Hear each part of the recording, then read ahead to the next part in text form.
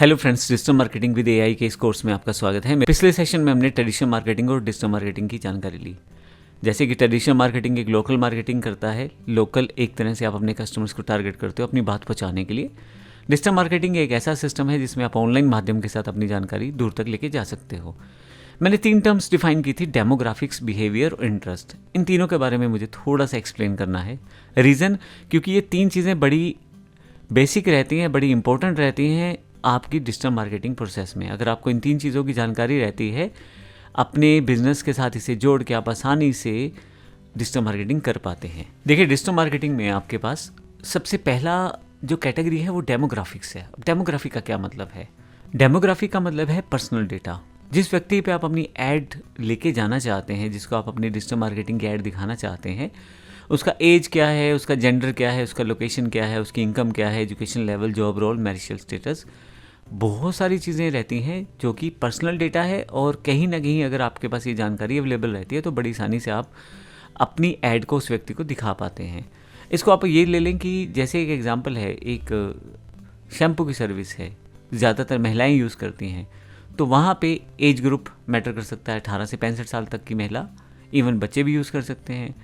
Gender female target है तो female की बात करेंगे। लोकेशन हो सकता है आप खास जगह के क्लाइंट्स को टारगेट करना चाहते हैं। मान लीजिए मैं अम्बाला में तो चंडीगढ़ के लोग, लड़कियों को या चंडीगढ़ की महिलाओं को ये टारगेट करके देना चाहता हूँ।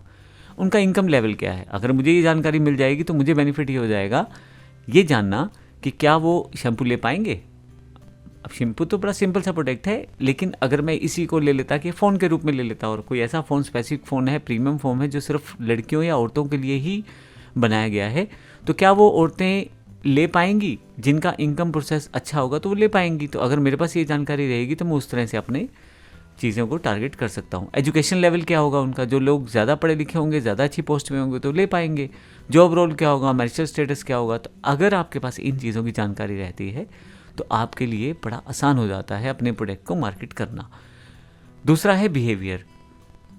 बिहेवियर कैटेगरीज का मतलब ये है कि एक तरह से एक जो कस्टमर है या एक व्यक्ति जिस पे आप अपनी ऐड लेके जाना चाहते हो, उसका बिहेवियर कैसा है। क्या उसने पहले कभी परचेज़ किया है ऑनलाइन? क्या वो वेबसाइट्स पे विजिट करता है, यानी कि ऑनलाइन कुछ काम करता है तो क्या वो प्रोडक्ट का, यानी कि जिस प्रोडक्ट को आप बेचना चाह रहे हो उसका वो यूजेज करता है पहले से? क्या पहले से किसी प्रोडक्ट के ब्रांड के साथ तो नहीं जुड़ा हुआ? जैसे मान लीजिए मैं टीवी की ऐड करना चाहता हूँ। अब टीवी की जब मैं ऐड करूँगा तो नॉर्मल सी बात है कि एग्जांपल ले लेते हैं एलजी टीवी, सामने वाला सैमसंग को यूज़ कर रहा है, ऐसा तो नहीं वो सैमसंग को प्रेफर करता है इसलिए। और अगर मैं एलजी का दे रहा हूँ तो कुछ स्पेसिफिक ऑफर बता के भी ये चीज़ बेहतर है और इस तरह से बेहतर है, मैं अपनी जानकारी वहाँ तक लेके जा सकता हूँ। लेकिन ये जानकारी मुझे, मेरे पास होनी तो चाहिए कि उसके पास कौन सी चीज़ें हैं या किस तरह से वो चीज़ें यूज़ कर पा रहा है। तो उसमें भी काफ़ी सारे फैक्टर वहाँ पर जुड़ जाते हैं। ऐप के इंटरेक्शन के पैटर्न्स क्या है उसके, किस तरह से वेबसाइट की एक्टिविटीज़ को वो फॉलो करता है। तो कुल मिला के अगर ये जानकारी रहेगी, वो पहले से परचेज़ करता रहा ऑनलाइन, तो मेरा बड़ा अच्छा क्लाइंट बन सकता है वो।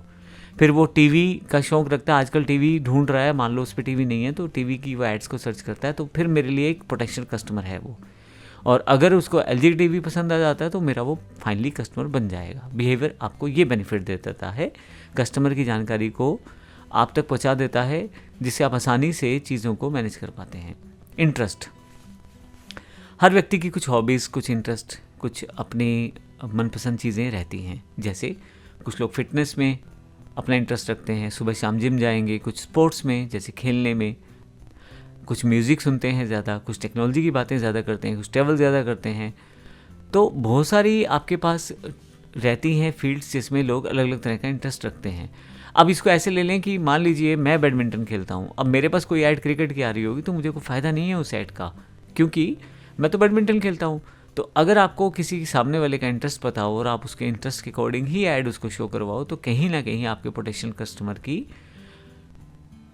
कनेक्टिविटी बढ़ जाएगी और कहीं ना कहीं वो आपसे परचेज़ करेगा, चाहे अभी परचेज़ कर ले या फ्यूचर में परचेज़ कर ले। तो ये 3 चीज़ें हैं, डेमोग्राफिक्स, बिहेवियर, इंटरेस्ट। मैंने इसलिए बताई हैं कि ये टर्म्स बार बार यूज़ होंगी। आप बड़े आराम से इस पूरे प्रोसेस को समझें, क्योंकि जो नेक्स्ट सेशंस आएंगे उनमें ये टर्म्स यूज़ होगी, जब हम प्रैक्टिकल पॉइंट पे जाएंगे। फेसबुक है, गूगल है, दोनों लगभग इसी तरह की चीज़ें यूज़ करते हैं डेमोग्राफिक्स, बिहेवियर और इंटरेस्ट के रूप में, और सारा डेटा उनके पास पहले से ही फीडअप रहता है। आप जब कोई प्रोडक्ट की ऐड लगाएंगे या सर्विस की ऐड लगाएंगे तो वो ऐसे गो थ्रू होकर चैनल के साथ जाएगी, जिसमें डेमोग्राफिक, बिहेवियर और इंटरेस्ट को हम तय कर सकते हैं कुछ हद तक। जैसे फेसबुक की ऐड कैंपेन पे मैं तय कर सकता हूँ कि मैं कौन सी एज को अपना प्रोडक्ट दिखाना चाहता हूँ। मैं ये भी तय कर सकता हूँ कि क्या उसने पहले कभी कोई प्रोडक्ट लिया है। मैं उसका इंटरेस्ट वाइज भी उसको टारगेट कर सकता हूँ। अब इसको मैं थोड़ा सा इजी वे में आपको समझा देता हूँ। देखिए यहाँ पे हमने ना कॉलम वाइज रख दिया है डेमोग्राफिक्स, बिहेवियर और इंटरेस्ट को। सबसे पहले एस्पेक्ट क्या है, फोकस, हमारा फोकस किस चीज़ में है, यानी कि डेमोग्राफिक्स क्यों, वो पीपल आर, लोग कैसे हैं, कौन है, क्या एज है, क्या उनका काम है, क्या एजुकेशन है, ये जानकारियाँ आप डेमोग्राफिक से ले सकते हो।